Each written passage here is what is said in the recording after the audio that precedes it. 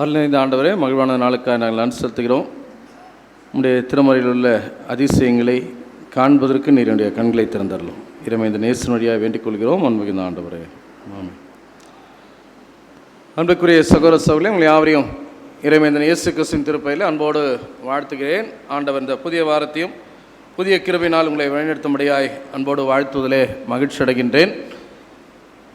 ஒவ்வொரு வருடமும் ஜூன் மாதம் ஒரு திருப்பணி ஆண்டின் துவக்கம் என்று சொல்வார்கள். அது மாத்திரமல்ல, ஒரு புதிய கல்வி ஆண்டின் துவக்கமாக இந்த ஜூன் மாதத்தை நாம் பார்க்க முடியும். எனவே ஒவ்வொரு ஜூன் மாதமும் முதல் ஞாயிற்றுக்கிழமை வழக்கம் போல நம்முடைய திருச்சபை இதை மாணவர் ஞாயிறாக நினைவு கூறும்படியாய் நம்மை அழைத்திருப்பதை நாம் பார்க்கலாம். எனவே இந்த நாளிலும் கூட நம்முடைய பிள்ளைகளை மையப்படுத்தி இந்த திருமறையின் வார்த்தைகள் நமக்கு கொடுக்கப்பட்டு இருக்கிறது. ஆண்டவர் இயேசுவே உன்னத வழிகாட்டி என்கிற தலைப்பின் கீழாக, ஆங்கிலத்தில் இஸ் எ அல்டிமேட் இன்ஃப்ளூன்சர் என்கிற வார்த்தை சரியான மொழியாக்கம் என்று சொன்னால் நம்மை தூண்டுகிறவர் அல்லது நம்மை உணர்வடைய செய்கிறவர், நம்மை ஆக்கிரமிப்பு செய்கிறவர் என்று சொல்லி நாம் பொருள் கொள்ள முடியும். நாம் வாழ்ந்து கொண்டிருக்கக்கூடிய இந்த உலகம் இட்ஸ் எ டிஜிட்டல் வேர்ல்டு என்று சொல்வார்கள். அதாவது எல்லாமே ஒரு செயல் வழியாக, இன்டர்நெட் வழியாக நாம் காண்கிற காட்சிகளின் வழியாக வாழ்ந்து கொண்டிருக்கக்கூடிய மக்களாக நாம் வாழ்ந்து கொண்டிருக்கிறோம். உலகையே கையில் வைத்து கொண்டு அதன் வழியாக யாரோடும் தொடர்பு கொள்ள முடியும் என்கிற சூழ்நிலையில் தான் இன்றைக்கு மனிதனுடைய வாழ்க்கை, இந்த தலைமுறையின் வாழ்க்கை சென்று கொண்டிருப்பதை நாம் பார்க்கலாம். இந்த அலைபேசியின் வாயிலாக, இந்த கணினியின் வாயிலாக, இந்த இன்டர்நெட்டின் வாயிலாக எல்லாம் தொடர்பு கொள்ள முடியும் என்று சொல்லி இன்றைக்கு இருக்கக்கூடிய தலைமுறை நம்பிக்கொண்டிருப்பதை நாம் பார்க்கலாம். இதை பயன்படுத்தி இந்த மக்களுடைய உள்ளங்களிலே தங்களை நிலைநிறுத்தி கொள்ளக்கூடியவர்கள் அநேகர் இருக்கிறார்கள். இந்த மாஸ் மீடியா என்று சொல்வார்கள். இதை பயன்படுத்தி ஒரு ஹீரோ வொர்ஷிப்பை உருவாக்க முயற்சி செய்கிறவர்கள் இருக்கிறார்கள். இதை பயன்படுத்தி பிறருடைய மனதிலே தாங்கள் விரும்புகிறவற்றை நிலைநாட்டும்படியாய் விரும்புகிறவர்கள் இருக்கிறார்கள். தங்களை ஒரு ஹீரோ வொர்ஷிப்பாக, தங்களை வணங்க வேண்டும் என்பதற்காக, ஒரு கல்ட்டாக தங்களை மாற்றிக்கொள்வதற்கு இதை பயன்படுத்தி கொள்கிறவர்களும் இருக்கிறார்கள். இதன் வழியாக சொல்லப்படுகின்ற செய்தியை பயன்படுத்தி பிறரை எளிதில் தன்வசப்படுத்த முடியும் என்கிற நம்பிக்கையோடு செயல்படுகிறவர்கள் அநேகர். இன்றைக்கு நாம் கேட்கிற காட்சிகள், நாம் பார்க்கிற காட்சிகள் பல நேரங்களில் அதனுடைய உண்மைத்தன்மையை அறியாத வண்ணமாக நம்மை ஒரு விதமான மயக்க நிலைக்கு இதை கொண்டு சென்று கொண்டிருப்பதை நாம் பார்க்கலாம். மறுபுறத்தில் இன்றைக்கு இருக்கக்கூடிய தலைமுறை ஒரு நல்ல தலைவரை, தாங்கள் விரும்பக்கூடிய ஒரு தலைவரை தேடிக்கொண்டு இருக்கக்கூடிய சூழ்நிலை வாழ்ந்து கொண்டிருப்பதை நாம் பார்க்கலாம். இன்றைக்கு இருக்கக்கூடிய இப்படிப்பட்ட சூழ்நிலையில் தான் ஆண்டவர் இயேசு இன்றைக்கு இருக்கக்கூடிய தலைமுறையில் வாழ்க்கையிலே மாற்றத்தை ஏற்படுத்தக்கூடியவராக இருப்பார் என்பதை வலியுறுத்தி இந்த நாளுடைய தலைப்புகள் நமக்கு கொடுக்கப்பட்டிருப்பதை நாம் பார்க்க முடிகிறது. 1949ஆம் ஆண்டு ஜோசப் கேம்பல் என்று சொல்லக்கூடிய ஒரு எழுத்தாளர் த ஹீரோ வித் 1000 ஃபேஸஸ் என்கிற நூலில் எப்படி மக்கள் தங்களை வழிநடத்தக்கூடிய தலைவர்கள் ஏற்படுத்த வேண்டும் என்று சொல்லி, தலைவர்களை எதிர்நோக்கிய மக்களாக இருக்கிறார்கள் என்று சொல்லி அந்த நூலிலே அவர் குறிப்பிடுவதை நாம் பார்க்கலாம். அப்போது எப்பொழுதுமே மனுக்குலம் யாரோ ஒருவரை எதிர்பார்த்து கொண்டிருக்கிறது, பின்பற்றுவதற்காக, பிழைப்பதற்காக, இல்லை தன்னை அட்மையர் பண்ண வேண்டும் என்பதற்காக யாரோ ஒருவரை எதிர்பார்த்து கொண்டிருக்கக்கூடிய மக்களாக இருக்கிறார்கள். அதனுடைய தேடல் தான் பல இடங்களில் அந்த தேடல் நடைபெற்று கொண்டிருக்கக்கூடிய சூழ்நிலையில் இருக்கிறது என்பதை குறித்து அந்த நூலில் அவர் எழுதியிருப்பதை நாம் பார்க்கலாம். இந்த தேடலை சிலர் தங்களுடைய விருப்பங்களுக்காக பயன்படுத்தி கொள்ளக்கூடிய போங்கும் இன்றைக்கு இருப்பதை நாம் பார்க்க முடிகிறது. இந்த சூழ்நிலையில் தான் இன்றைக்கு நமக்கு கொடுக்கப்பட்டிருக்கக்கூடிய திருமுறை பகுதிகள், கடவுள் மேல் மாத்திரம் நம்பிக்கை கொள்வீர்களானால் கடவுள் உங்களுக்கு நீங்கள் எதிர்பார்க்கல எல்லா அமைதியையும் ஆண்டவர் கொடுக்க முடியும் என்று சொல்லி இன்றைக்கு இருக்கக்கூடிய திருமுறை பகுதிகள் நமக்கு கற்றுக் கொடுப்பதை நாம் பார்க்க முடிகிறது. எனவே ஒரு புதிய கல்வி ஆண்டுக்குள்ளாக பிரவேசிக்கக்கூடிய நம்முடைய பிள்ளைகளை நாம் வாழ்த்துவோம், பிள்ளைகளுக்காக ஜெபிப்போம். அதே நேரத்தில் இந்த பிள்ளைகளுடைய வாழ்க்கையில் மாற்றத்தை ஏற்படுத்தக்கூடியவர்களாக பிறர் இராமல் கடவுள் இந்த பிள்ளையுடைய வாழ்க்கையிலே மாற்றத்தை ஏற்படுத்தக்கூடியவர்களாக செயல்படும்படியாக இந்த பிள்ளைகள் தங்களை ஆண்டவருக்கு என்று அர்ப்பணிக்கும்படியாய் இந்த பிள்ளைகளை வளர்க்கக்கூடிய, பிள்ளைகளுக்கு அடையாளப்படுத்தக்கூடிய பொறுப்பு பெற்றோராகிய நமக்கும் திருச்சபைக்கும் இருக்கிறது என்கிற நம்பிக்கையோடு நம்முடைய பிள்ளைகளை நாம் அன்போடு வாழ்த்துவோம். நாம் படிக்க கேட்ட 2 நாளாகமும் 20ஆம் அதிகாரம் 13 முதல் 19ஆம் வசனத்தில் ஒரு அரசரை குறித்து நாம் பார்க்கிறோம். எந்த அரசர் அவர்? என்ன பேர் அவருக்கு? யோசேபாத். எந்த நாட்டுக்கு அரசர்? யூத தேசத்துடைய அரசர். எவ்வளோ தெளிவாக இருக்கிறோம் பாருங்கள் பைபிளை குறித்து. இல்லை, இஸ்ரவேல் தேசம் ரெண்டாக பிரிஞ்சிச்சு நம்ம பார்க்கிறோம். வடதேசம் தென் தேசம் என்று சொல்லி, அதை தென் தேசத்தை தான் யூத தேசம் என்று சொல்வார்கள். அந்த தேசத்துடைய அரசராக யோசேபாத் இருக்கிறார். அவர் ஆட்சியில் இருக்கக்கூடிய அதே நேரத்தில் வட நாடு என்று சொல்லக்கூடிய சமாரியாவை தலைநகராக கொண்ட அந்த நார்தன் கிங்டம் இஸ்ரவேல் தேசத்தில் ஆகாப் என்று சொல்லக்கூடியவர் அரசராக இருக்கக்கூடிய காட்சியை நமக்கு திருமறை தருகிறது. பல காரியங்கள் நீங்கள் படித்து பார்த்தீங்கன்னா 17, 18ஆம் அதிகாரத்திலிருந்து அவர் பொறுப்பேற்று முதல் அவர் செய்த காரியங்கள் எல்லாம் நீங்கள் படித்து பார்க்க முடியும். இந்த நிலையில் தான் இந்த 19ஆம் அல்லது 20ஆம் அதிகாரத்தில் யோசேபாத்தினுடைய சீர்திருத்தங்களை குறித்து நமக்கு சொல்லப்பட்டு இருக்கிறது. இந்த யோசேபாத் நல்ல ஒரு மனிதராக, கடவுள் விரும்புகிற ஒரு அரசராக, கடவுள் விரும்புகிறவற்றை செயல்படுத்தக்கூடிய ஒரு அரசராக அவர் இருப்பதை நாம் பார்க்க முடிகிறது. மக்களுக்கு கடவுளை அடையாளப்படுத்தக்கூடிய ஒரு அரசராக இருந்தார். அந்நிய தெய்வ வணக்கத்தை விரும்பிய அந்த மக்களை, அந்நிய தெய்வ வழிபாட்டு இடங்களை எல்லாம் அவர் அழித்து கடவுளை மாத்திரம் பின்பற்ற வேண்டும் என்று சொல்லி கற்றுக் கொடுக்கக்கூடிய ஒரு பொறுப்புள்ள ஒரு அரசராக அவர் அந்த இடத்துல இருந்ததை நாம் பார்க்கலாம். ஆனால் ஆகாப் அரசன் தன்னுடைய வாழ்க்கையிலே தன்னை தூண்டுவதற்கு, தன்னை தவறாய் பயன்படுத்தி கொள்வதற்காக அவர் தன்னை அர்ப்பணித்து விடுகின்றார். இது கடவுளுக்கு அவர் மீது கோபத்தை ஏற்படுத்தி விடுகிறது. ஆகாப் அரசனுடைய தூண்டுதல் காரணமாக ஒரு போரிலே ஈடுபடுவதை நாம் பார்க்கலாம். ஆகாப் அந்த போரில் இறந்து விடுகிறார். யோசேபாத் அவரோடு கூட போருக்கு சென்று மீண்டுமாக எருசலேமுக்கு திரும்பி வருகின்ற சூழ்நிலையில்தான் இந்த 19ஆம் அதிகாரத்தில் யெகூ என்று சொல்லக்கூடிய இறைவாக்கினர் அவரை சந்தித்து அவரிடத்தில் அவர் செய்த தவறை சுட்டி காட்டுகின்றவற்றை நாம் பார்க்கலாம். 19ஆம் அதிகாரம் 2ஆம் வசனத்தில், நீர் தீயவனுக்கு துணை நிற்கலாமா? ஆண்டவரை வெறுப்பவனோடு நட்பு கொள்ளலாமா? அதனால் ஆண்டவரின் சினம் உம்மேல் விழ இருந்தது என்று சொல்லி ஆண்டவர் அவருக்கு சொல்வதை நாம் பார்க்கலாம். இந்த யோசேபாத் நல்ல ஒரு அரசனாகத்தான் இருந்தார். கடவுள் சொன்னதெல்லாம் கேட்டார். ஆனால் அவர் என்ன செய்கிறார் என்று சொன்னால், மனிதனுடைய நட்பை பெரிதென்று அவர் விரும்பி சென்று விடுகிறார். இந்த ஆகாப் கடவுளுக்கு எதிராய் செயல்பட்ட ஒரு அரசன் என்பதை நாம் அறிந்திருக்கிறோம். எலியா தீர்க்கதரிசி காலத்தில் எலியாவை கொன்றுவிட வேண்டும் என்று துடித்த ஒரு அரசர்களில் ஒருவராக இருந்தார். அந்நிய தெய்வத்திற்கான கோயில்களை ஏற்படுத்தி கடவுளுடைய வழிகளை விட்டு மக்கள் விலகி செல்வதற்கு காரணமாக இருந்த அரசராக ஆகாப் இருந்தார். அதனால தான் ஆண்டவர் சுட்டி காட்டுகின்றார். யோசேபாத்தினிடத்தில் கடவுள் சொல்கின்ற வார்த்தை, நீர் தீயவனுக்கு துணை நிற்கலாமா? ஆண்டவரை வெறுப்பவனோடு நட்பு கொள்ளலாமா?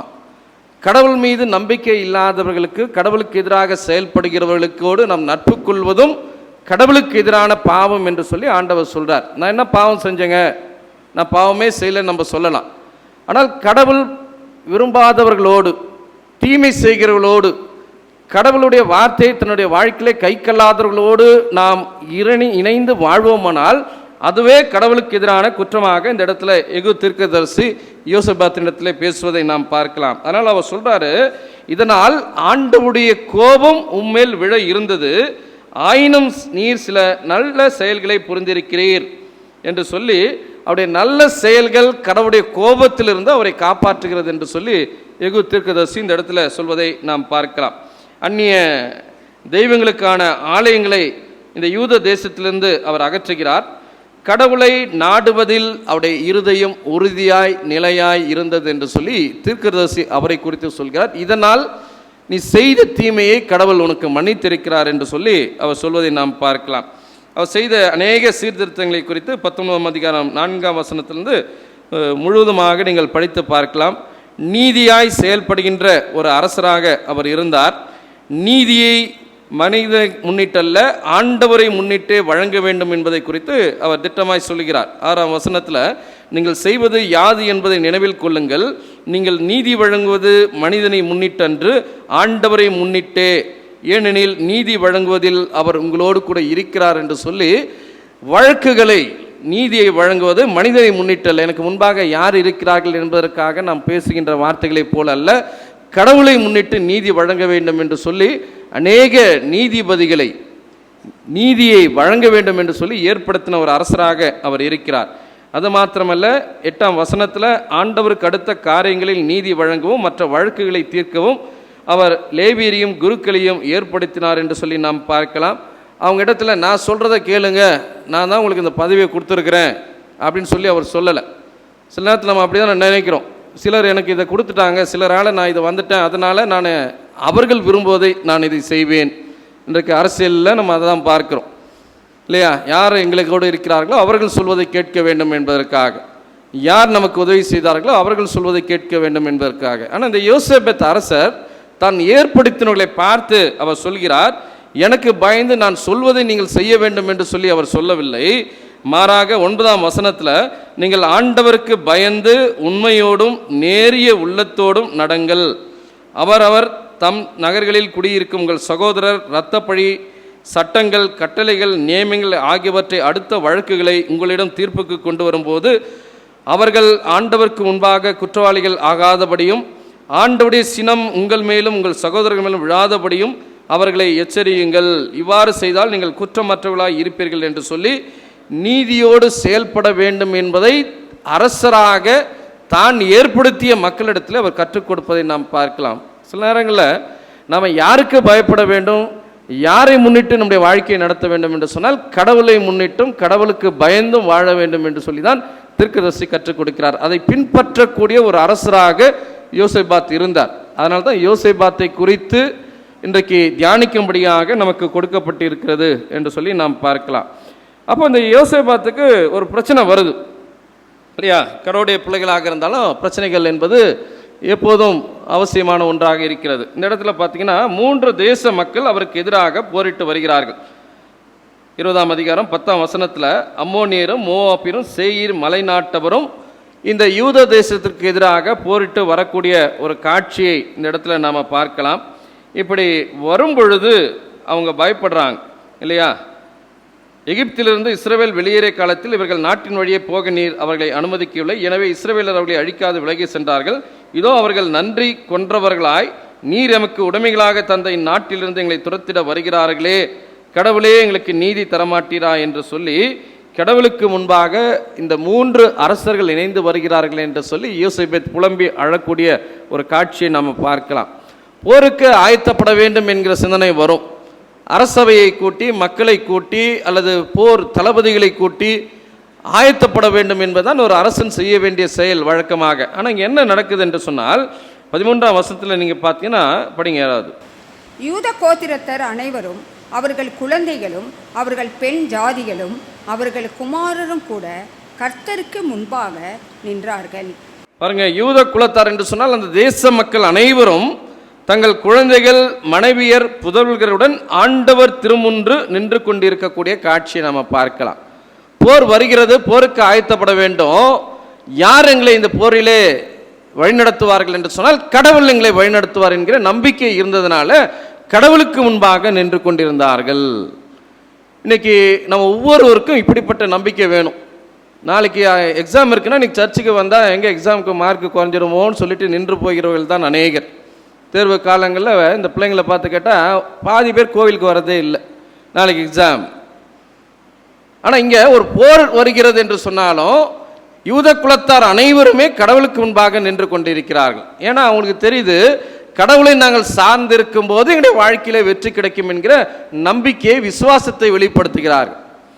இல்லை, அந்த நம்பிக்கை வாயின் வார்த்தைகள் எல்லாம் செயல்பாட்டின் வழியாக இந்த யூத குலத்தார் வெளிப்படுத்தக்கூடிய காட்சியை நாம் பார்க்கலாம். அப்போதுதான் கடவுள் அந்த மக்களோடு பேசுகிறார். யாரோடு ஆண்டவர் பேசுகிறார்? அரசனோடா? யாரை பயன்படுத்தி பேசுகிறார்? குருக்களோடா? இல்லை, சாதாரண ஒரு லேவியரோடு, ஆலயத்தினுடைய பணிவிடையை செய்யும்படியாக அழைக்கப்பட்ட ஒரு மனிதனோடு கடவுள் பேசுகிறார். ஏறக்குறைய ஒரு டீனேஜ் பருவத்தில் இருக்கக்கூடிய யாகசியலோடு கடவுள் பேசுவதை நாம் பார்க்கலாம். அவர் மீது ஆண்டவருடைய ஆவி வந்து அமர்வதை நாம் பார்க்கலாம். அவர் யாகாசியேல் யூத மக்களை நோக்கி இவ்வாறு கூறியதாக 15ஆம் வசனத்தில் சொல்லப்பட்டிருக்கிறது. யூத எருசலேம் வாழ் மக்களே, அரசே யோசேபாத்து, கவனமாய் கேளுங்கள். ஆண்டவர் உங்களுக்கு கூறுவது இதுவே: இப்பெரும் படையினரை கண்டு நீங்கள் அஞ்சவும் வேண்டாம், நிலை குலைவும் வேண்டாம். இப்போது இப்போர் உங்களுடையதல்ல, கடவுளுடையது. என்று சொல்லி நீங்கள் அவர்களுக்கு எதிராக செல்லுங்கள் என்று சொல்லி அவர் என்ன பண்ணுறாரு, அந்த மக்களை வழிநடத்தக்கூடிய காட்சியை நாம் பார்க்கலாம் இல்லையா? அதுதான் இந்த இடத்துல யோசேபேத்துக்கு கடவுள் சொல்கிற வார்த்தை. இந்த வார்த்தையின் மேலே நம்பிக்கை வைக்கிறார். கடவுள் சொல்லிட்டாரே, ஆயுதம் எதுவும் இல்லையே, போர் வீரர்கள் குறைந்திருக்கிறார்களே, எப்படி போருக்கு போவது என்று சொல்லி நினைக்கவில்லை. ஆண்டவர் இது நம்பிக்கை சென்று அவங்க கடவுளை வணங்கி கடவுளை வாழ்த்தி அதிகாலையில் எழுந்து யூத மக்களை பார்த்து அவர் சொல்கிறார். என்ன சொல்றார் பாருங்க, அந்த போருக்கு செல்கிற மக்களை பார்த்து 20ஆம் வசனத்தில், யூதா எருசலேம் வாழ் மக்களை எனக்கு செவி கொடுங்கள், உங்கள் கடவுளாகிய ஆண்டவரை நம்புங்கள், உங்களுக்கு தீங்கு ஏதும் நேராது, அவர் தம் இறைவாக்கினர்களை நம்புங்கள், நீங்கள் வெற்றி பெறுவீர்கள் என்று சொல்லி அவர் கூறுவதை நாம் பார்க்கலாம். போருக்கு செல்லக்கூடிய அரசர் வலிமையான வீரர்களை முன்னிறுத்தவில்லை, மாறாக கடவுளை துதித்து பாடக்கூடியவர்களை முன்னிறுத்தி அந்த போரிலே வழிநடத்தக்கூடிய காட்சியை நாம் பார்க்கலாம் இல்லையா? 21ஆம் வசனத்தில், மக்களோடு பேசிய பின்பு ஆண்டவரை புகழ்ந்து பாட பாடல்களை நியமித்தார், அவர்கள் விழா சீருடை அணிந்து படைகளுக்கு முன்னே பாட வேண்டியது என்று சொல்லி ஆண்டவரை போற்றுங்கள், ஏனெனில் அவர் தம் பேரன்பு என்றும் உள்ளது என்று சொல்லி அவர் ஆண்டவரை வாழ்த்துவதை நாம் பார்க்கலாம். கடவுள் அந்த மக்களுக்கு மாபெரும் வெற்றியை கொடுத்தார். போர் சூழ்நிலையிலே அரசர் போரிலே சிறந்தவர்களுடைய ஞானத்தை அவர் நம்பி செல்லவில்லை இல்லையா? போரிலே தன்னுடைய ஆயுதங்களை நம்பி செல்லவில்லை, தன்னுடைய போர் வீரர்களை நம்பி செல்லவில்லை, குதிரைகளையும் யானைகளையும் நம்பி செல்லவில்லை. கடவுள் மீது நம்பிக்கை வைத்து அந்த போரிலே பங்கேற்பதற்காக அவர் சென்ற காட்சியை தான் இந்த திருமறை பகுதி நமக்கு சொல்லுகிறது. ஒருவேளை இன்றைக்கு இருக்கக்கூடிய நமக்கும் நம்முடைய பிள்ளைகளுக்கும் இந்த நாளிலே கடவுள் சொல்ல விரும்புகின்ற ஒரு செய்தி இதுதான். கடவுளில் நம்பிக்கை கொள்ளுங்கள். கடவுள் உங்களுடைய வாழ்க்கையிலே செயலாற்றும்படியாக நம்மையும் நம்முடைய பிள்ளைகளையும் ஆண்டவருக்குள்ளாய் ஒப்பு கொடுப்பதற்கு நாம் முயற்சி செய்வோம். கடவுள் ஒருவரே நம்முடைய வாழ்க்கையிலே நம்பிக்கையை ஏற்படுத்தக்கூடிய ஆண்டவராக, அமைதியை ஏற்படுத்தக்கூடிய ஆண்டவராக செயல்பட முடியும். யோசேபாத் அதை நம்பினார், கடவுளுக்கு முன்பாக நின்றார், கடவுளுடைய இறைவாக்கினர் வழியாக சொல்லப்பட்ட வார்த்தையை நம்பி போருக்கு சென்றார். கடவுள் அவருக்கு மாபெரும் வெற்றியை கொடுத்தார் என்று சொல்லி நாம் பார்க்கலாம். நாமும் வெற்றி பெற வேண்டும் என்று சொன்னால், நம்முடைய பிள்ளைகள் கல்வியிலே சிறந்திருக்க வேண்டும் என்று சொன்னால், ஆண்டவரில் நம்பிக்கை கொள்ளும்படியாய் நம்முடைய பிள்ளைகளை வழிநடத்த நாம் முயற்சி செய்வோம். இரண்டாவதாக நம்ம படிக்க கேட்ட அப்போஸ்தலர் 18ஆம் அதிகாரத்தை நாம் பார்க்கலாம். 24 முதல் 28 வசனங்கள் அடங்கியிருக்கிற பகுதி நமக்கு கொடுக்கப்பட்டிருக்கிறது. முதல் நூற்றாண்டு அப்போஸ்தலருடைய காலகட்டம். ஆண்டவுடைய நற்செய்தி அவருடைய 2ஆம் வருகைக்கு முன்பாக எல்லா மக்களுக்கும் சொல்லிவிட வேண்டும் என்று சொல்லி கடவுள் பலரை இந்த திருப்பணியிலே ஆண்டவர் பயன்படுத்தக்கூடிய காட்சியை தான் இந்த பகுதி நமக்கு சொல்வதை நாம் பார்க்கலாம். இந்த இடத்துல தான் எபேசு பட்டணத்திலே அப்போலோ ஆண்டவுடைய வார்த்தையை கற்றுக் கொடுக்கும்படியாக அவர் செல்கிறார். அவர் யார் என்பதை குறித்து 24ஆம் வசனம் சொல்கிறது, படிங்க. அப்பொழுது அலெக்சந்தரியா பட்டணத்தில் பிறந்தவனும் சாதுரியவானும் வேதாமங்களில் வல்லவனுமாகிய அப்பல்லோ என்னும் பெயர் கொண்ட ஒரு யூதன் எபேசு பட்டணத்துக்கு வந்தான். பாருங்க, எபேசு பட்டணத்தில் கடவுளுடைய வார்த்தையை கற்றுக் கொடுக்கிறார் இல்லையா? எபேசு பட்டணம் எங்கே இருக்கு? அலெக்சாண்ட்ரியாவில் இருக்கா? அலெக்சாண்ட்ரியா எங்கே இருக்குது? எங்கே இருக்குது அலெக்சாண்ட்ரியா? எந்த நாட்டில் இருக்குது? பைபிளில் பின்னாடி மேப்பெல்லாம் கொடுத்துக்கிறாங்கல்ல, எல்லாம் பார்த்தா தானே. எகிப்தில் இருக்குது. எகிப்து எங்கே இருக்குது? எந்த காண்டினென்ட்? ஆப்பிரிக்காவில் இருக்க, வட ஆப்பிரிக்கா இல்லையா? ஆப்பிரிக்காவில் மிக செழுமையான ஒரு நாடு இல்லையா? எங்கன்னா பட்னியாக இருக்கிறாங்கன்னா இப்போ என்ன பண்ணுறோம்? நல்லா இருக்கணும்னா இப்போ எங்கே போகணும்னு நினைக்கிறோம்? எந்த நாட்டுக்கு போகணும்? அமெரிக்காவுக்கு போயிடலான்னு நினைக்கிறோம். அந்த நாட்களில் பஞ்சம் வந்துச்சு, சாப்பாடு இல்லை, வறட்சி என்று சொன்னால் எங்கே போகலான்னு நினைப்பாங்க? எகிப்துக்கு. வித்தியாசம் இருக்குது. அன்றைக்கி பிழைக்கிறதுக்கு, உயிர் வாழ்கிறதுக்கு போனாங்க. இன்றைக்கி சுகமாய் வாழ்வதற்காக நம்ம போகிறோம் இல்லை? அந்த எகிப்தில் இருக்கக்கூடிய நாடு தான், வட ஆப்பிரிக்காவில் இருக்கக்கூடிய நாடு தான் இது. நைல் நதி அங்கே ஓடுது. நைல் நதின்னு சொல்கிறோம். நதினாலே என்ன அர்த்தம்? நதிக்கும் ஆறுக்கு என்ன வித்தியாசம்? ஓடிட்டே இருக்கோம். எப்போ ஓடிட்டு இருக்கோம்? வருடம் முழுவதும் தண்ணீர் சென்று கொண்டு இருக்கும். அது பேர் தான் நதி. என்ன சொல்கிறோம்? வற்றாத ஜீவ நதின்னு சொல்கிறாங்களே. என்னென்ன நம்ம நாட்டில்? கங்கை, யமுனை, பிரம்மபுத்திரா, இதெல்லாம் வற்றாத ஜீவ நதிகள். வருடம் முழுவதும் தண்ணீர் ஓடிக்கொண்டே இருக்கும். மறுபுறத்தில் பாலாறு, காவிரி இதெல்லாம் எப்போ ஓடும்? மழை பெஞ்சா ஓடும். நம்மளை மாதிரி உடம்பு சரியில்லைன்னா ஆண்டவரை தேடும். அதெல்லாம் பக்தி உள்ள மக்களை மாதிரி எப்போவுமே கடவுளை தேடுறது. இப்போ இந்த நைல் நதி ஓடிக்கொண்டிருப்பதனாலே அந்த தேசம் மிக செழுமையாக இருக்கும், எப்போதும் விளைச்சல் இருக்கும். எல்லா நாட்டிலையும் உணவு இல்லைனாலும் அந்த இடத்துல இருக்கும். மேற்கு ஆசியாவுக்கு பக்கத்தில் இருக்கிறதுனால அழகாக என்ன பண்ணுவாங்க, அந்த தேசத்துக்கு போயிடுவாங்க. அப்போ உலகத்தில் தெரிஞ்ச பகுதி அதுதான், ஆப்பிரிக்கா, ஆசியா, ஐரோப்பா. வரலாறு அதை சுற்றி தான் இருக்கும். அப்போது பக்கத்தில் இருக்கக்கூடிய இந்த தேசத்துக்கு செல்கிறார்கள். எபேசு சபை 7 சபையில் ஒரு சபை, வெளிப்படுத்தின விஷயத்தில் சொல்லப்பட்டிருக்கக்கூடிய 7 சபைகளில் ஒரு சபை ரோமில் இருக்கக்கூடிய நகரங்களில் அதுவும் ஒன்று. அந்த நகரத்தில் போய் அப்போலோ ஆண்டவருடைய வார்த்தையை அறிவிக்கக்கூடிய காட்சியை நாம் பார்க்கலாம். அவரை குறித்து வேதம் சொல்லும்போது பேசிக்காக அவர் ஒரு யூதர். இந்த போர் நடந்தப்போ எல்லா பகுதிக்கும் சிதறடிக்கப்பட்ட ஒரு மக்களினம் எது என்று சொன்னால் யூதர்கள். எல்லா நாட்டிலையும் யூதர்கள் இருப்பாங்க. யூதர்கள் இல்லாத நாடு ஒன்றும் கிடையாது. எல்லா நாட்டிலையும் இருக்கிறாங்கன்னா அவங்க வாழ்ந்த தேசம் அமைதியாக இல்லை, போரினால் நிறைந்தது என்று சொல்லி அர்த்தம். இப்போ எப்படி இலங்கையில் இருக்கக்கூடிய ஈழத் தமிழர்கள் உலகின் பல நாடுகளில் இருக்கிறார்கள். இந்த போர்லாம் வந்துருச்சுன்னா அந்த மக்கள் பிழைப்பதற்காக பல இடங்களுக்கு செல்ல வேண்டிய நிலைக்கு தள்ளப்படுவார்கள். அப்படி சென்ற ஒரு கூட்டம் தான் இந்த யூதர்கள். அது மாத்திரமில்லை, அலெக்சாண்ட்ரியா என்பது கிழக்கத்திய சபைகளுடைய மிகப்பெரிய ஒரு தலைநகராக இருந்தது. ஒரு காலத்தில் புகழ்பெற்ற ஒரு தலைநகரமாக, கிறிஸ்தவ நகரமாக இருந்தது. எப்படி மேற்கில் ரோம் இருந்ததோ அதே போல் கிழக்கில் அலெக்சாண்ட்ரியா நகரம் இருந்தது.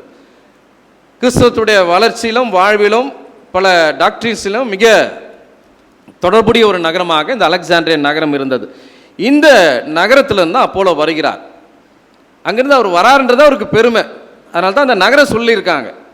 அலெக்சாண்ட்ரியாவிலிருந்து ஒருவர் வருகிறார் என்று சொன்னால் அவர் கல்வி கற்றவராக இருப்பார், கிறிஸ்தவ இலக்கியங்களை கற்றவராக இருப்பார், புலமை மிக்கவராக இருப்பார். அவர் யூதர் என்று சொல்வதனாலே வேதங்களை கற்றவர்களாக இஸ்ரேல் மக்களுடைய சட்டங்களையும் இறைவாக்கினர் நூல்களையும் அந்த மற்ற எழுத்தேடுகளையும் கற்றறிந்தவராக அவர் இருப்பார் என்று சொல்லி நாம் பார்க்கலாம். அதனால தான் வேதம் சொல்கிறது, அவர் சொல்வன்மை மிக்கவர், மறைநூல்களில் புலமை வாய்ந்தவர், ஆண்டவுடைய வழிகளை கற்றறிந்தவர், ஆர்வமிக்க உள்ளத்தோடு இயேசுவை பற்றிய செய்தியை பிழையற அறிவித்தும் கற்பித்தும் அவர் இருந்தார். யோவான் வழியாக கொடுக்கப்பட்ட திருமுழுக்கை, மனம் திரும்புதலுக்காக கொடுக்கப்பட்ட திருமுழுக்கை ஆண்டவர் இயேசுவினுடைய போதனையோடு மக்களுக்கு விளக்கி சொல்வதிலே அவர் சிறப்புற்றிருந்தார் என்று சொல்லி நாம் பார்க்கலாம். ஆனால் ஆக்கில்லாவும் பிரிஸ்கில்லாவும் அங்கு பணி செய்த இந்த குடும்பத்தினர் அந்த அப்போலோவை அழைத்து ஆண்டவர் இயேசுவின் வழியாக கொடுக்கப்பட்ட திருமுழுக்கை குறித்தும் ஆண்டவர் இயேசுவினுடைய போதனையை கடந்து அவர் உயிர்த்தெழுதலின் வழியாக நமக்கு கிடைத்த ரட்சிப்பை குறித்தும் அவர் பிரசங்கிக்க வேண்டும், இதையும் அவர் தெரிந்து கொள்ள வேண்டும் என்று சொல்லி அவருக்கு சொல்கிறாங்க இல்லையா. இவ்வளவு திறமை வாய்ந்தவராக அவர் இருந்தாலும் ஒரு யூதராக இருந்தார். இவர்கள் யூதர் அல்லாதவர்களாக இருந்த ஆக்கிலா பிரிஸ்கில்லாலாம். அப்போது ஒரு யூதராக திறமை மிக்கவராக எல்லாம் தெரிந்தவராக இருந்தாலும் தனக்கு தெரியாததை பிறர் கற்றுக் கொடுக்கும் போது அதை கற்றுக்கொள்ளக்கூடியவராக அவர் இருந்தார். இதுதான் இதனுடைய சிறப்பு. அப்போ நம்ம எவ்வளவு திறமை மிக்கவர்களாக இருக்கிறோம் என்று சொல்லி சொன்னாலும் கடவுள் நமக்கு கற்றுக் கொடுக்கும் போது, பிறர் வழியாக சொல்லிக் கொடுக்கும் போது அதை ஏற்றுக்கொள்ளக்கூடிய மனமுள்ளவர்களாக நாம் இருக்க வேண்டும். அதை தான் இந்த இடத்துல நாம் பார்க்கிறோம் இல்லையா. ஆக்கில்லாவும் பிரிஸ்கில்லாவும் அவரை அழைத்து கொண்டு போய் கடவுளுடைய நெறியை திட்டவட்டமாக அவருக்கு விளக்கினார்கள். அதை ஏற்றுக்கொள்ளக்கூடியவராக அவர் இருந்தார் என்று சொல்லி நாம் பார்க்கலாம். 1 கொரிந்தியர் 1 அதிகாரத்தில் 3ஆம் அதிகாரத்தில் இதை குறித்து நமக்கு சொல்லப்பட்டிருக்கிறது. பின்பு கிரேக்க நாட்டிற்கு பயணமாகி அந்த இடத்துல ஆண்டவர் இயேசுடைய நற்செய்தியை சிறப்பாக அறிவித்து அநேக சபைகளை ஏற்படுத்தின ஒரு மனிதனாக, அநேகரை கடவுளுக்குள் வழிநடத்துவராக அப்போலோ தன்னுடைய வாழ்வில் ஆண்டவருடைய பணிகளை செய்ததை நாம் பார்க்க முடியும்.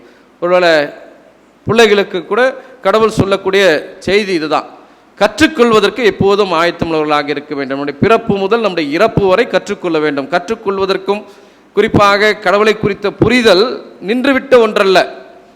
கடவுள் ஒவ்வொரு தலைமுறையிலும் ஆண்டவர் தன்னை வெளிப்படுத்தி கொண்டே இருக்கிறார். கடவுள் தன்னை வெளிப்படுத்தும் போது அந்த புதிய கருத்துக்களை ஏற்றுக்கொள்வதற்கு நாம் ஆயத்தமாக வேண்டும். இல்லைனா கடவுளை நம்ம விளங்கிக் கொள்ளவே முடியாது இல்லையா. பரிசேயரும் சதுசேயரும் வேத பாரகரும் ஆண்டவர் இயேசுவுக்கு எதிராக நின்றது விசுவாசத்தின் அடிப்படையில் தான். அவர்கள் செய்தது தவறு என்று சொல்லி ஆண்டவர் இயேசு சொன்னதும் கடவுள் மேல் அவர் வச்சிருந்த விசுவாசத்தின் அடிப்படையில் தான். ரெண்டும் நம்பிக்கை தான். ஆனால் எது கடவுளுக்கு ஏற்ற நம்பிக்கை இல்லையா? பவுல் கூட என்ன பண்ணுறாரு? அநேகரை துன்புறுத்துறார், அநேகரை கஷ்டப்படுத்துறார். ஆனால் என்ன நினச்சிட்டு இருந்தார் அவர்? நான் யாருக்கு தொண்டு செய்கிறேன்? கடவுளுக்கு தொண்டு செய்கிறேன்னு நினச்சிட்டு இருந்தார்.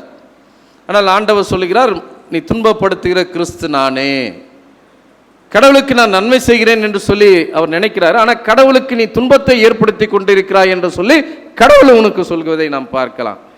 இன்னைக்கு நம்முடைய வாழ்க்கையிலும் நம்முடைய பிள்ளையுடைய வாழ்க்கையிலும் கடவுள் சொல்வதை கற்றுக்கொள்வதற்கு நாம் ஆயத்தமுள்ளவர்களாக இருக்க வேண்டுமே தவிர, நான் கடவுளுக்காக இதை செய்கிறேன் அதை செய்கிறேன் என்று சொல்வது பல நேரங்களில் கடவுளுக்கு எதிரானதாகவே அது அமையும் என்று சொல்லி இந்த பகுதி நமக்கு கற்றுத்தருவதை நாம் பார்க்கலாம்.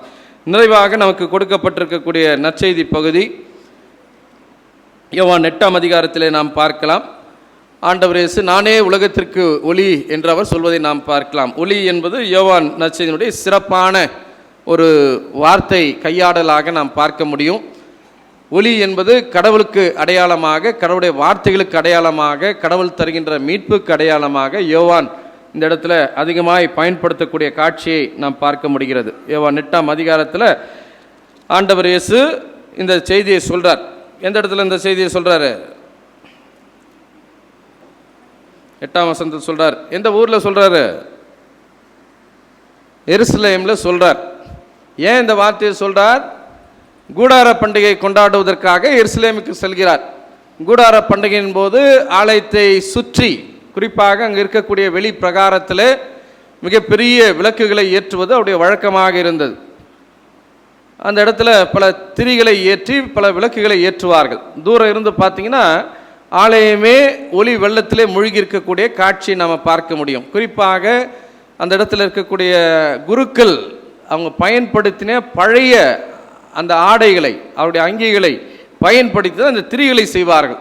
அந்த திரிகளை தான் அந்த கூடார பண்டிகையின் போது ஆலயத்தை சுற்றி அவர்கள் விளக்குகளாக ஏற்றி ஒளியை பரப்புவதை நாம் பார்க்கலாம். கூடார பண்டிகையினுடைய சிறப்பான அம்சங்களில் ஒன்று. இந்த பண்டிகையின் இந்த கொண்டாட்டத்தின் போது தான் ஆண்டவர் இயேசு இந்த வார்த்தையை அந்த மக்களோடு அவர் பகிர்ந்து கொள்ளக்கூடிய காரியத்தை நாம் பார்க்கலாம் இல்லையா? உலகின் ஒளி நானே, நானே உலகத்திற்கு ஒளியாக இருக்கிறேன் என்று சொல்லி ஆண்டவர் சொல்றார். இந்த ஒளியை கொண்டாடி கொண்டிருக்கிறீர்களே, இந்த ஒளி ஆலயத்திற்கு வெளிச்சம் தந்து ஆலயத்தை நமக்கு வெளிக்காட்டுவதைப் போல உலகின் ஒளியாக வந்திருக்கிற நான் கடவுளுடைய வார்த்தைகளையும் கடவுளுடைய வழியையும் கடவுளுடைய விருப்பத்தையும் நான் ஒளியாக இருந்து உங்களுக்கு வெளிக்காட்டி கொண்டிருக்கிறேன் என்பதின் அடையாளமாகத்தான் நான் உலகத்திற்கு ஒளியாக இருக்கிறேன் என்று சொல்லி ஆண்டவர் இயேசு சொல்வதை நாம் பார்க்கலாம். அதனால தான் ஒளியை பின்தொடரக்கூடியவர் இருளில் நடக்க மாட்டார், வாழ்வுக்கு வழிகாட்டும் ஒளியை கொண்டிருப்பார் என்று சொல்லி ஆண்டவர் இயேசு சொல்லக்கூடிய காட்சியை நாம் பார்க்கலாம். ஒளியை கொண்டு வருகிறவராக அவர் இந்த உலகத்தில் இல்லை, மாறாக தானே ஒளியாக வந்திருக்கிறேன் என்று சொல்லி ஆண்டவர் இயேசு சொல்கிறார். யோவான் 1 அதிகாரத்தில் சொல்லும்போது சொல்றார், அநேகர் இந்த ஒளியின் இடத்திற்கு என்ன பண்ணலையா? வரல. இந்த ஒளியிடத்திலே வந்தால் என்ன ஆகும்? என்ன தெரியும்? என்ன தெரியுமா? ஒன்று தெரியும், நீ யார் என்று தெரியும், நீ எப்படின்றது தெரிஞ்சிடும் இல்லையா? ஒளி வந்தால் நம்ம எப்படி இருக்கிறோம் தெரிஞ்சிடும். அதனால் இருளிலே இருப்பதை தான் மக்கள் விரும்புகிறார்கள். அப்போ ஒளியிலே வருகிறேன் என்று சொன்னால் நம்மை அறிந்து கொள்ள முடியும். நான் யார் என்பதை ஆண்டவர் இயேசுவிடத்திலே வரும்போது அறிந்து கொள்ள முடியும். அப்படி அறிந்து கொள்ளும் போது நம்முடைய வாழ்க்கையை சரிப்படுத்தி கொள்ள முடியும்.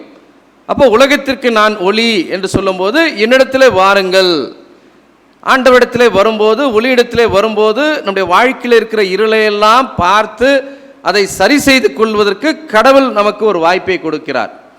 அதனால தான் உலகத்திற்கு நான் ஒளியாக இருக்கிறேன். உலகத்திலே வந்து எந்த மனுஷனையும் பிரகாசிக்கிற ஒளி அந்த ஒளியே என்று சொல்லி யோவான் சொல்றார் 1 அதிகாரத்தில். அப்போ இருளில் நம்முடைய வாழ்க்கை இருந்தாலும் ஒளியினிடத்திற்கு வரும்போது நம்மை பிரகாசிக்க வைக்கக்கூடிய ஒளியாக அது மாறும். அப்போ என்னிடத்திலே வாருங்கள் என்று சொல்லி ஆண்டவர் சொல்றார். இதனால தான் பரிசேயர் அந்த இடத்துல சொல்றாங்க, நீர் சாட்சி பகர்கிறீர், உம்மை பற்றி நீரே சான்று பகர்கிறீர், உம்முடைய சான்று செல்லாது என்று சொல்லும்போது தான் தந்தையின் இடத்திலிருந்து நான் வருகிறேன், தந்தை என்னை அறிவான், நாங்கள் இருவர் இணைந்து இந்த சான்றை பகிர்கிறோம் என்று சொல்லி ஆண்டவர் இயேசு சொல்வதை நாம் பார்க்க முடிகிறது. அப்போது இந்த திருமறை பகுதி நமக்கு எதை கற்றுக் கொடுக்கிறது என்று சொன்னால், நாமும் நம்முடைய பிள்ளைகளும் ஆண்டவராகிய கிறிஸ்துவிடத்திலே ஒளிடத்திலே ஆண்டவர் நம்மை அழைக்கிறார். இந்த ஒளி நம்முடைய வாழ்க்கையிலே மாற்றத்தை ஏற்படுத்துவதற்கு, இந்த ஒளி நம்முடைய வாழ்க்கை சரியான பாதையில் செல்வதற்கு நம்மை வழிநடத்தக்கூடிய ஒளியாக இருக்கும் என்று சொல்லி ஆண்டவர் இந்த இடத்துல நமக்கு கற்றுக் கொடுப்பதை நாம் பார்க்கலாம். இன்றைக்கு பல நிலைகளில் இந்த உலகம் சென்று கொண்டிருக்கிற போது கடவுள் நமக்கு கொடுக்கக்கூடிய வழி, நம்முடைய பிள்ளைகளுக்கு ஆண்டவர் கொடுக்கக்கூடிய வழியும் இதுதான் இல்லையா? நிச்சயமற்ற இந்த உலகிலே நிலையான வாழ்க்கையை நோக்கி செல்கின்ற நமக்கு யோசபாத்தை போன்று யாகிசேல் வழியாக கடவுள் கொடுக்கின்ற வார்த்தைகளை கேட்டு கடவுள் மீது நாம் வைத்திருக்கிற நம்பிக்கையை வெளிப்படுத்தும்படியாய் நாம் அழைக்கப்படுகின்றோம். அவனமாக அப்போலோவை போல வாழ்க்கையில் நான் எவ்வளவுதான் கற்றறிந்தவன் என்று சொல்லி நினைத்தாலும் கடவுள் கற்றுக் கொடுக்கும் போது அதை கற்றுக்கொள்வதற்கு நாம் விரும்ப வேண்டும். ஒளியாக கிறிஸ்துவனிடத்திலே நாம் இணைந்து வாழும்போது நம்முடைய வாழ்க்கை ஒளி பெறுவது மாத்திரமல்ல, பிறர் ஒளியிலே நடப்பதற்கு கடவுள் நம்மை பயன்படுத்தக்கூடியவர்களாக நாம் மாற முடியும். எனவே இந்த நம்பிக்கைகளோடு நம்முடைய பிள்ளைகளை கடவுளை நோக்கி வருவதற்கு நாம் இடம் கொடுப்போம். ஆண்டவர் அவர்களை பிரகாசிக்கிற விளக்குகளாக மாற்ற நாம் மன்றாடுவோம், செபிப்போம். அருள் நிறைந்த ஆண்டவரே, மணமகன் அந்த நாளுக்காய் நாங்கள் நன்றி செலுத்துகிறோம். போர் சூழல் சூழ்ந்திருக்கும் போது போர் கருவிகளின் மீதும் படை வீரர்கள் மீதும் விலங்குகளின் மீது தன்னுடைய நம்பிக்கை வைக்காமல் ஆண்டவருடைய வார்த்தையின் மீது நம்பிக்கை வைத்து தன்னுடைய மக்களோடு உம்முடைய திருமுன்னிலையில் நின்ற யோசேப்பு அரசனை போல வாழ்வின் எல்லா சூழ்நிலையிலும் மனிதர்களுக்கு முன்பாக அல்ல, இந்த உலகத்தினுடைய பலத்திற்கு முன்பாக அல்ல, உமக்கு முன்பாக நிற்பதற்கு நீர் எங்களுக்கு உணர்வைத்தார். உமக்கு முன்பாய் நின்றவர்களை நீர் கைவிடவில்லை, வெற்றியை அந்த மக்களுக்கு பரிசாய் கொடுத்தீர் என்பதை தியானிக்கிற நாங்களும் இந்த விசுவாசத்தை வெளிப்படுத்த நீர் உணர்வைத்தார். எவ்வளவு பெரிய கற்றறிந்தவராக இருந்தாலும், கிறிஸ்தவ நகரத்திலே ஞானம் மிகுந்த ஒரு நகரத்திலே வந்தவராக இருந்தாலும், தனக்கு தெரியாததை கற்றுக் கொடுக்கும்போது அதை கற்றுக்கொண்டு தன்னுடைய நற்செய்தியை இன்னும் ஆழமிக்கதாக மாற்றி அப்போலோவை போல கற்றுக்கொள்ளக்கூடிய மக்களாய் எங்களையும் என்னுடைய பிள்ளைகளையும் கடவுள் வழிநடத்தும்படியாய் நாங்கள் வேண்டிக் கொள்கிறோம். இருள் நிறைந்திருக்கக்கூடிய இந்த உலகிற்கு நானே ஒளி என்று சொல்லி வந்த ஆண்டவர் இயேசுவை பின்பற்றத்தக்கதாக ஒளியிடத்திலே வந்து எங்களுடைய இருளெல்லாம் அகற்றி ஒளியை பெற்றுக்கொள்ளக்கூடிய பிள்ளைகளாக வாழ்வதற்கு நீர் எங்களுக்கு உணர்வைத்தார். ஒரு புதிய கல்வி ஆண்டுக்காய் ஆயத்தப்படுகிற பிள்ளைகளை வாழ்த்தும்படியாய் நாங்கள் வேண்டிக் கொள்கிறோம். இறைமை இந்த நேசன் வழியாய் வேண்டிக் கொள்கிறோம் எங்கள் தாயின் தந்தையுமாய் கடவுளே, ஆமென். நல்மேய்ப்பனாக காத்தார், என்னை தமையனாக கொண்டார், என் நண்பனாக வந்தார், என் தலைவனாக நின்றார். நல்மேய்ப்பனாக காத்தார், என்னை தமையனாக கொண்டார், என் நண்பனாக வந்தார், என் தலைவனாக நின்றார். மேகங்கள் மீதிலோனார், மணவாளனாக வருவார். மேகங்கள் மீதிலோனார், மணவாளனாக வருவார். என்னை அணைத்துக் கொள்வார், வானில் கொண்டு செல்வார். என்னை அணைத்துக் கொள்வார், வானில் கொண்டு செல்வார்.